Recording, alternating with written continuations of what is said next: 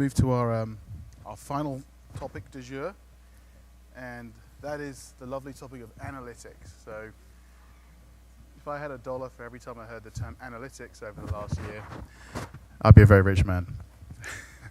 So Jose Rivero from Cognizant, could you just talk a bit about what it's all about, what are the concepts, and why should we care? Yeah. So we tend to think about analytics kind of in two groups. Can you hear me? Can you hear me now? Yeah. Sorry. So we think of analytics in two groups, Phil. One is, let's call it the operating analytics, things that we're familiar with. We look at SLAs, KPIs, metrics. We analyze those, and all those are about running better. So running the organization better, looking at cost, looking at time, looking at accuracy. And again, those have been around for a while. Where you hear the new term analytics quite a bit more these days, it's all about the insights generation. You know, we call it making meaning. So it's taking data, making some meaning around it to really drive outcomes. So it's not to drive costs, it's to drive things like revenue increase, client satisfaction, customer retention. So it's that meaning making, those insights that are really taking us to the next level, and I think that's where a lot of the focus is. So we think about running better and running differently. Okay, but then what does this mean to the worlds of shared services and outsourcing? Why is it any different? What's the impact? Well, the impact now is, and we see it for our clients, right? So we're all expected to deliver cost reduction. Yeah. And that's table stakes, and any outsourcing agreement, thinking about outsourcing more for a moment, you got to deliver that cost reduction. That's a given. What analytics allows us to do is to go to that next level and drive business results, drive outcomes. Again, by using analytics, you can figure out where you have revenue leakage. And now all of a sudden, you're not just reducing costs, you're increasing revenue. By looking at, customer defections, you can analyze that data and try to keep customers longer. So again, it's not about reducing the cost, it's about all these outcomes. Okay, so we can talk about outcomes, we can talk about new thresholds of value, but ultimately, does this mean companies need to become more analytical? I think so, right? You have to have those skills internally.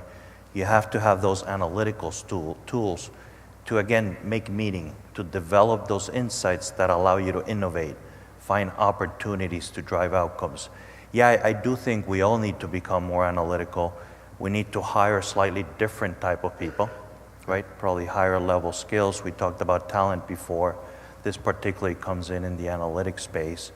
We need to invest in tools, and I think we need to have a bit more of an insight-driven culture, more of an outcome-driven culture that analytics allows us to deliver. So I do think we do need to become a bit more analytical. But I think this is a cultural thing, right? Is that, most of the people in this room probably have MBAs, college degrees, are very smart people. But many people may have just become too operational in nature because that was our focus.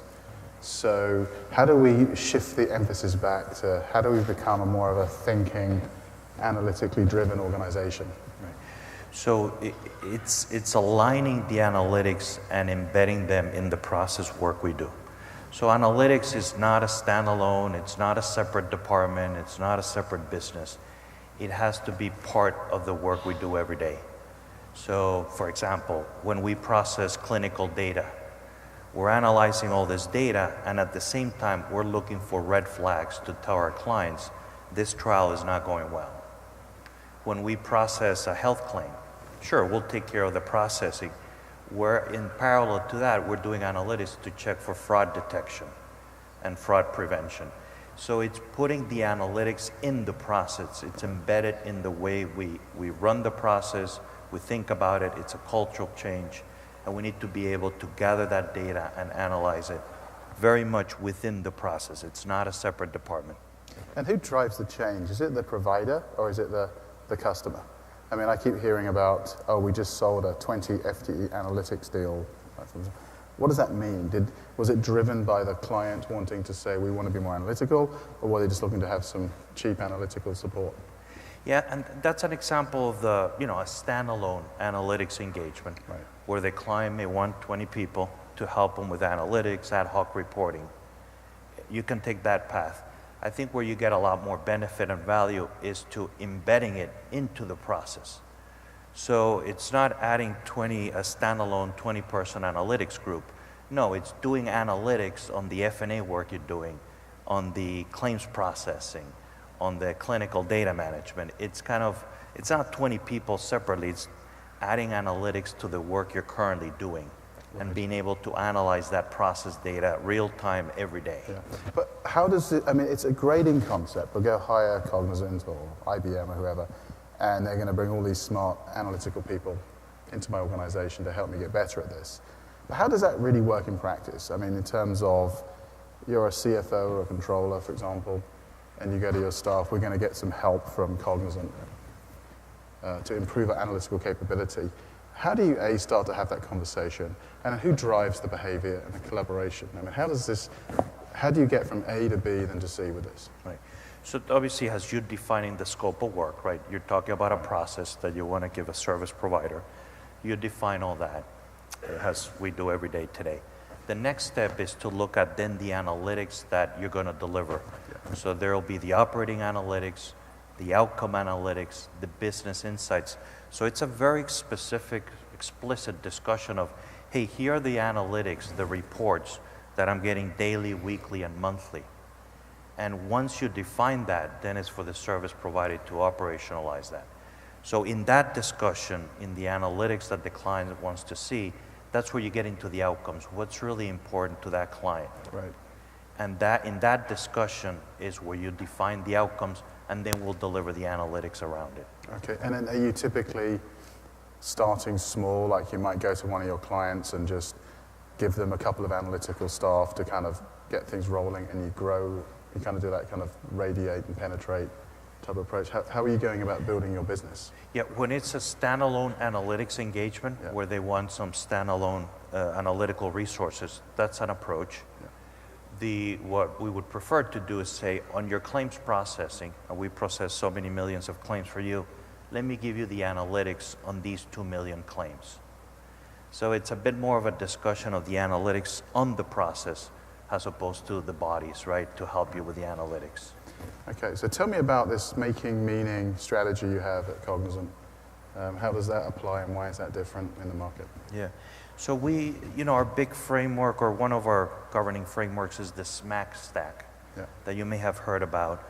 So for us, we see a big shift, and this stack that includes social, mobile, analytics, and cloud. We see these 4 letters impacting and radically changing many processes.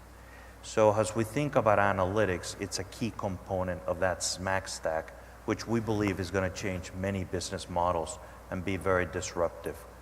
And one key example, for example, of analytics is Netflix, and their Cinematch engine. It's the A piece of their whole business model that has been able to transform the industry. So we think about it through the SMAC stack and how we implement that, and also through our industry and process work. Okay.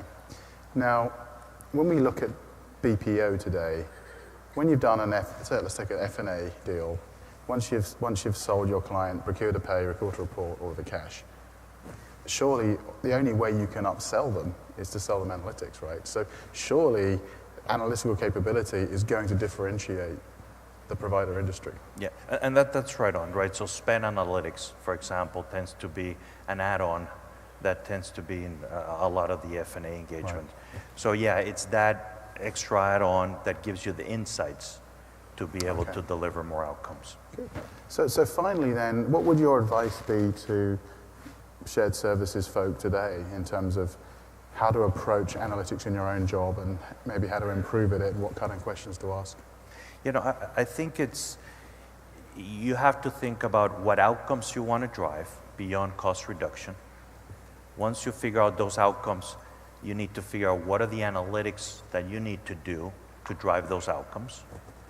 And then after that, it's getting the talent and the tools to get it done together with the culture change that goes with it. Good.